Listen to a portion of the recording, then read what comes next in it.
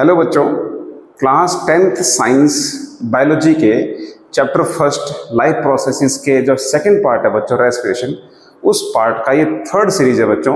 पहली सीरीज में हमने जो है एरोबिक और एनारोबिक रेस्पिरेशन को कवर किया है।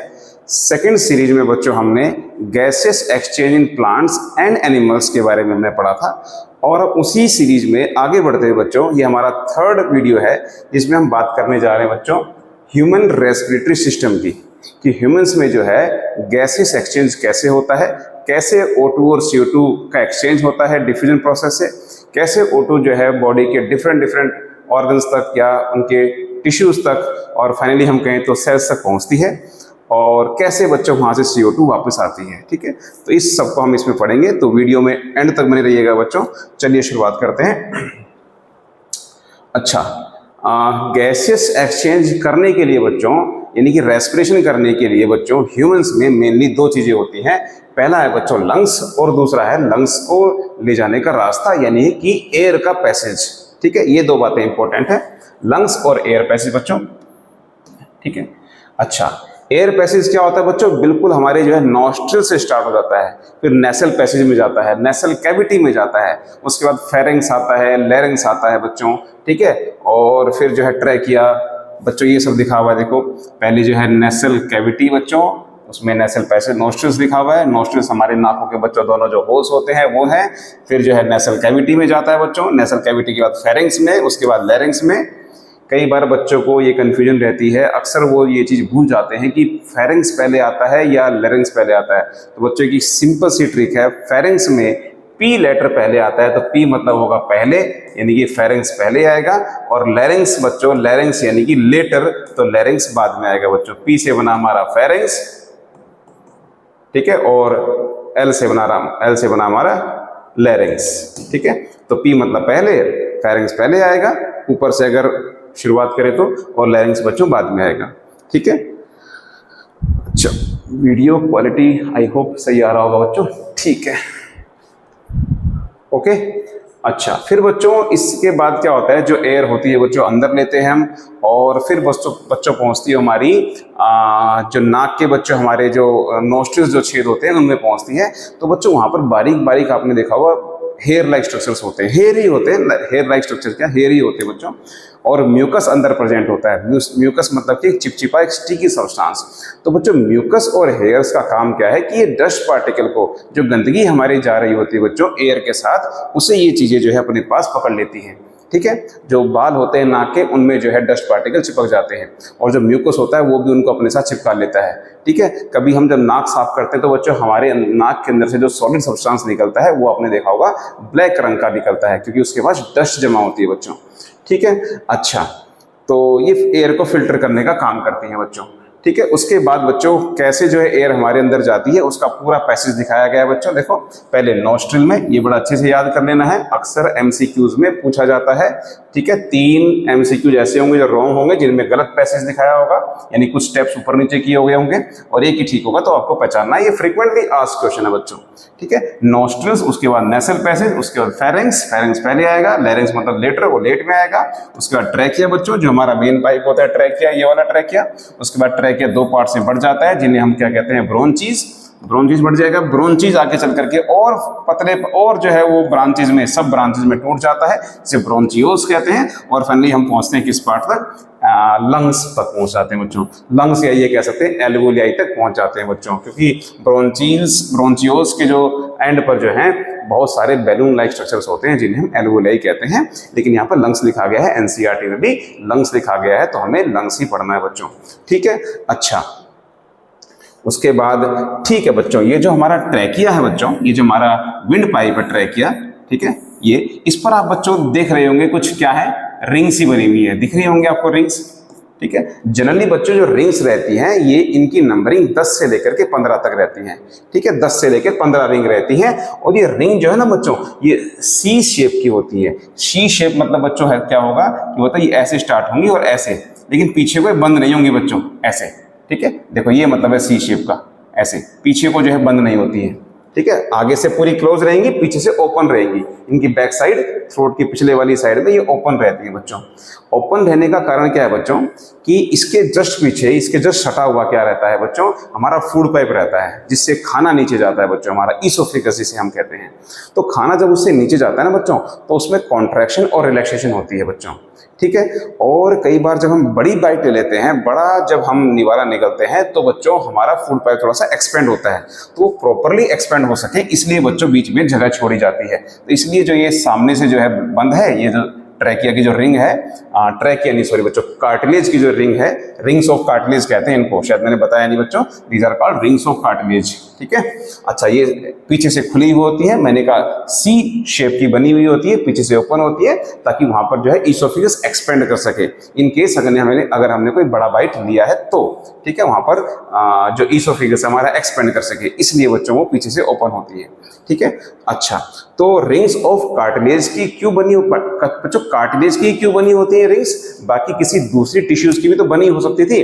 तो बच्चों हमने पढ़ा है कि कार्टिलेज जो है ना बच्चों, वो सॉफ्ट बोन हमने पढ़ा है क्लास 9th में, हमने बहुत सारे कनेक्टिव टिश्यूज के बारे में पढ़ा था, हमने बोन्स के बारे में, टेंडन के बारे में, लिगामेंट्स के बारे में, ये सब हमने पढ़ा था। तो उसमें कार्टिलेज भी था, जैसे कान में हमारे कार्टिलेज होता है बच्चों, देखो हम कान को आसानी से बेंड कर सकते हैं, हमारे नोज में जो है कार्टिलेज होता है बच्चों, तो ये इजीली बेंड, यानी कि सॉफ्ट जो होता है बच्चों, ये पार्ट सॉफ्ट होता है। तो इसलिए ताकि हमारा जो है ये जो ट्रैकिया है ये सॉफ्ट हो सके, और बच्चों जब हम अंदर लेते हैं गैस को, इनहेल करते हैं जब हम, तो बच्चों हम उस समय O2 अंदर होती है, जब हम एक्सहेल करते हैं तो उस समय CO2 जो है विंड पाइप में होती है। लेकिन बच्चों इनहेल करने के बाद और एक्सहेल करने से पहले बीच में एक फ्रैक्शन ऑफ सेकंड के लिए, फ्रैक्शन ऑफ टाइम के लिए कोई भी गैस मौजूद नहीं होती है, तो उस समय एयर का प्रेशर जो है इस ट्रैकिया के अंदर नहीं होता है। तो उस एयर प्रेशर के कम होने की वजह से या ना होने की वजह से जो हमारी ट्रैकिया है कहीं वो कोलैप्स ना कर जाए बच्चों, सिकुड़ ना जाए, इस चीज से बचाती है रिंग्स ऑफ कार्टिलेज, क्योंकि वो फ्लेक्सिबल नेचर की होती है बच्चों, ठीक है। तो ये काम है, अक्सर पूछा जाता है कि रिंग्स ऑफ कार्टिलेज का ही क्यों बना होता है बच्चों, कार्टिलेज की क्यों बनी होती है रिंग्स हमारी ट्रैकिया की, तो ये कारण है ताकि एयर पैसेज के समय वो कोलैप्स ना कर जाए, ठीक है। तो चलिए बच्चों अगली स्लाइड पर चलते हैं। ये सब कुछ जो है ये सब कुछ आगे आपको बता दिया जाएगा, ये आपको मेनली ये याद रखना है इसमें, ठीक है। अगली हमारी स्लाइड जो है बच्चों, ठीक है, अब लंग्स में क्या होता है बच्चों, लंग्स के बाद जो है बच्चों, जो लंग्स में पहुंचता है, लंग्स के अंदर जो पैसेज है बच्चों वो और स्मॉलर पार्ट्स में टूट जाता है, ब्रोंचीज में, फिर ब्रोंचियोल्स में, और ब्रोंचियोल्स के जो एंड्स होते हैं बच्चों, किनारे, ब्रोंचियोल्स कहाँ पर टर्मिनेट करते हैं, वो बैलून लाइक स्ट्रक्चर जिन्हें कि हम एल्वेलाई कहते हैं, वहां पर एंड करते हैं। एल्वेलाई मतलब बहुत सारी, प्लूरल फॉर्म में लिखा गया है एल्वेलाई। अगर सिंगुलर फॉर्म की बात करेंगे तो ये गलत लिखा है बच्चों, ये आएगा एल्वियोलस, एल्वियोलस कहा जाएगा, ठीक है। अगर सिंगुलर की बात करेंगे, प्लूरल में हम कहेंगे एल्वेलाई, ठीक है। तो क्या होती है बच्चों, देखो ये एक ब्रोंची है, ये ब्रोंची है, ये ब्रोंचियोल्स है उसकी ब्रांच, और ब्रोंचियोल्स की ब्रांच पर देखो क्या है बच्चों, बहुत सारे बैलून लाइक स्ट्रक्चर्स हैं बच्चों, बहुत सारे बैलून लाइक स्ट्रक्चर्स हैं बच्चों, ठीक है। और इन्हें ही हम कहते हैं बच्चों एल्वियोलाई, एल्वियोलाई कहते हैं बच्चों इनको, इन बैलून लाइक स्ट्रक्चर्स को, ठीक है। इनका काम क्या होता है बच्चों, एल्वियोलाई जो होती है बच्चों सरफेस एरिया बढ़ा देती हैं। सोचो अगर एल्वियोलाई ना होती, केवल ब्रोंचियोल्स को ही, केवल इन्हीं डंडियों को, ये जो डंडियां हैं ये ब्रांचेस एल्वियोलाई, इन्हें ही अगर रेस्पिरेशन करना होता तो रेस्पिरेशन होने में कितना देर लगता, गैसेस एक्सचेंज होने में कितना देर लगता, सॉरी रेस्पिरेशन नहीं, गैसेस एक्सचेंज होने में कितना देर लगता। बट थैंक्स कि हमारे पास एल्वियोलाई है, वो फटाफट क्या करती हैं, फटाफट से गैसेस एक्सचेंज करवाती है, क्योंकि उनका सरफेस एरिया बड़ा होता है।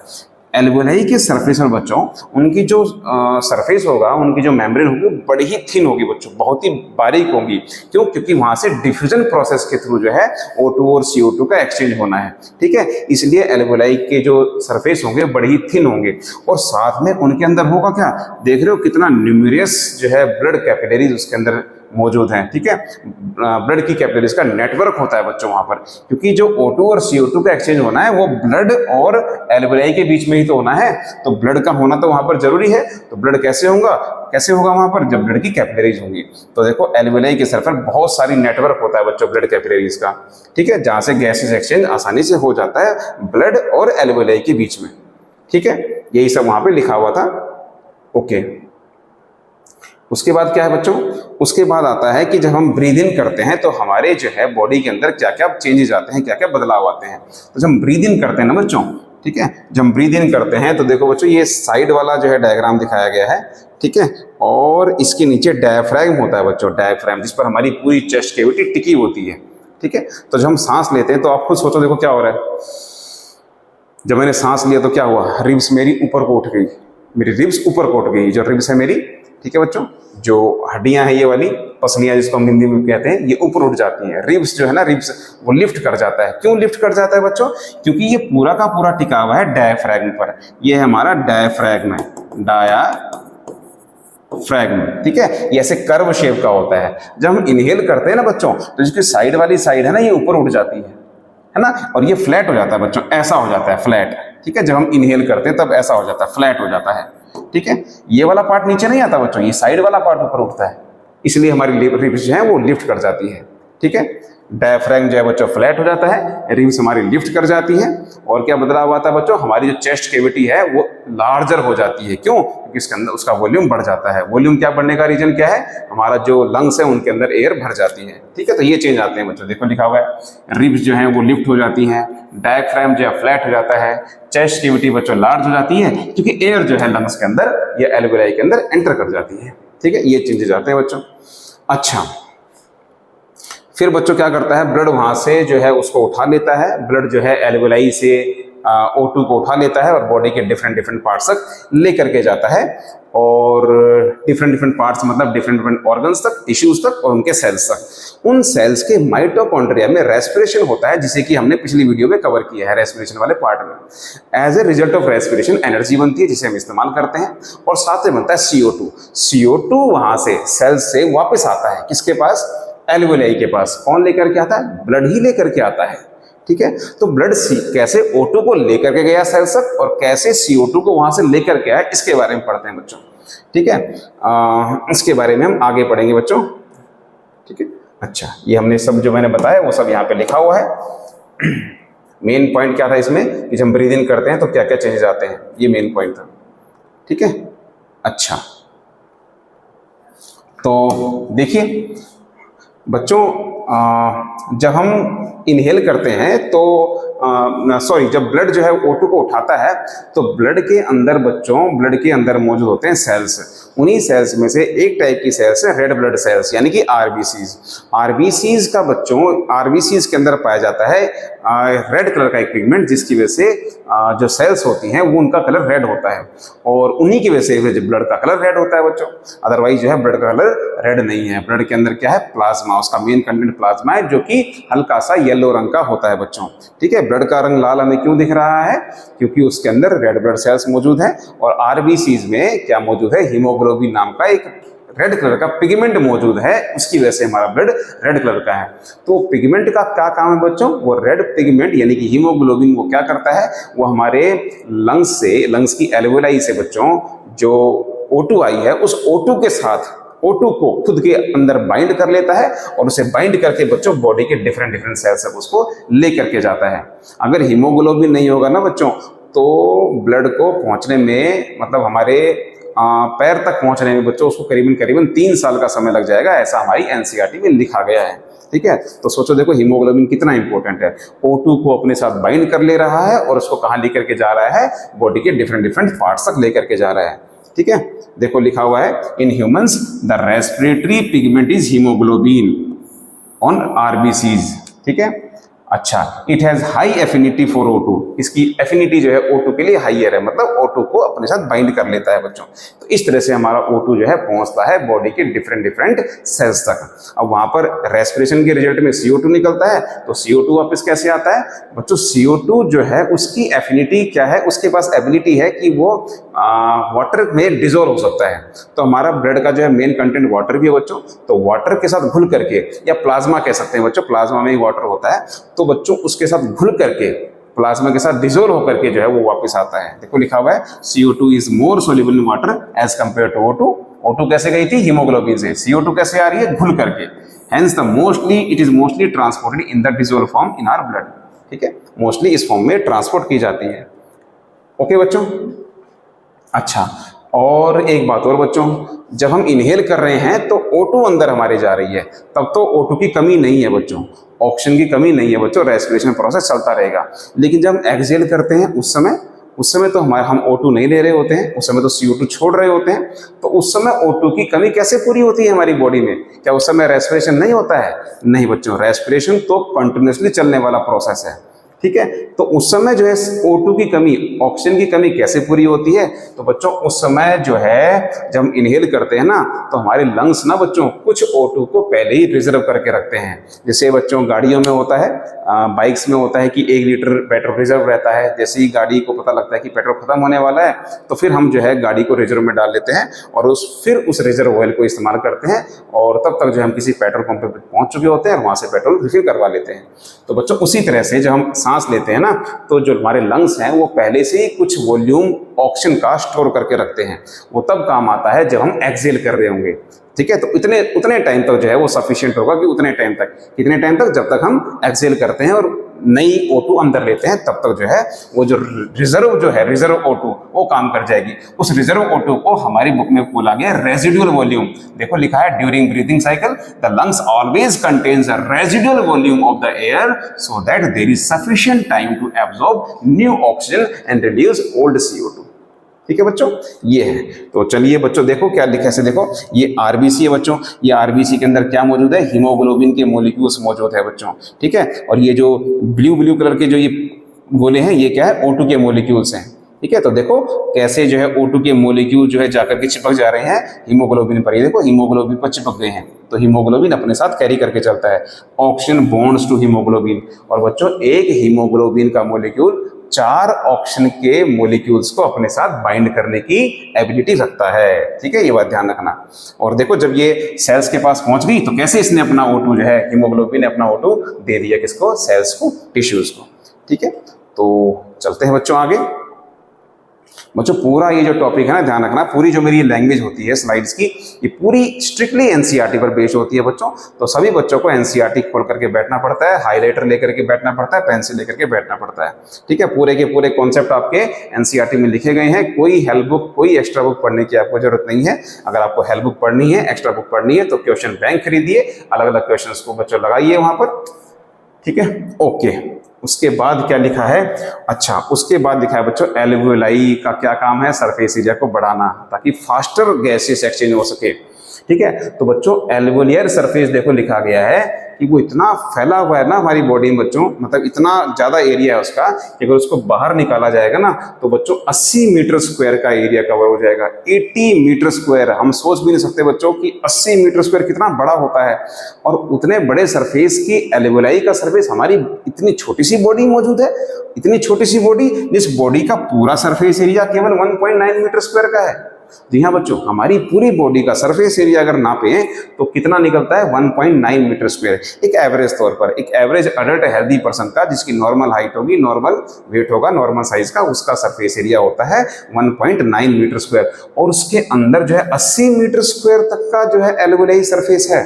देखो तो कितना लार्जर सरफेस प्रोवाइड करवाती है एल्वेओलाई, ताकि हमारे अंदर जो है O2 और CO2 का एक्सचेंज फटाफट से हो सके, ठीक है बच्चों। अच्छा देखो, अगर लिखा हुआ है कि अगर बच्चों हीमोग्लोबिन नहीं होता हमारी बॉडी में, केवल डिफ्यूजन प्रेशर से ही O2 को पहुंचना पड़ता सेल तक, देखो कितना टाइम लग जाता है। It would take around 3 years for an oxygen molecule to get to from our lungs. हमारे फेफड़ों से पैर के टो तक पहुंचने में 3 साल का समय लग जाता है बच्चों, ठीक है। तो हीमोग्लोबिन फास्टर क्या करता है? ट्रांसपोर्ट करता है किसका? O2 का, ठीक है। चलते हैं अगली स्लाइड पर। वैसे हम पढ़ चुके थे बच्चों इसको पहले से ही, है ना। देखो एल्वेओलाई सरफेस ये दिखा रखा है, ये हमारे लंग्स का एल्वेओलाई सरफेस दिखाई हुई है बच्चों, ठीक है।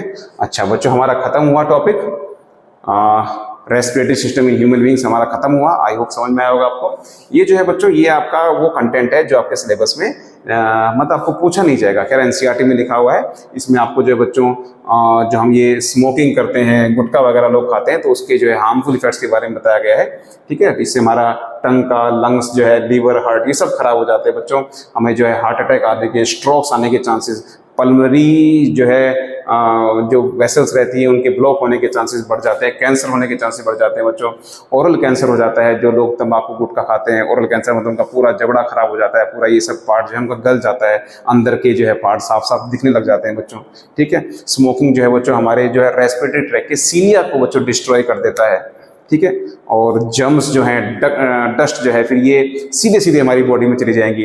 इनको फिल्टर करने वाला सब जो है आप लोग खत्म कर चुके होंगे अगर आप स्मोकिंग करते हैं तो। इन्फेक्शन हो जाएगा बच्चों, कफ और लंग्स का कैंसर जो है बड़ा कॉमन हो गया बच्चों आजकल।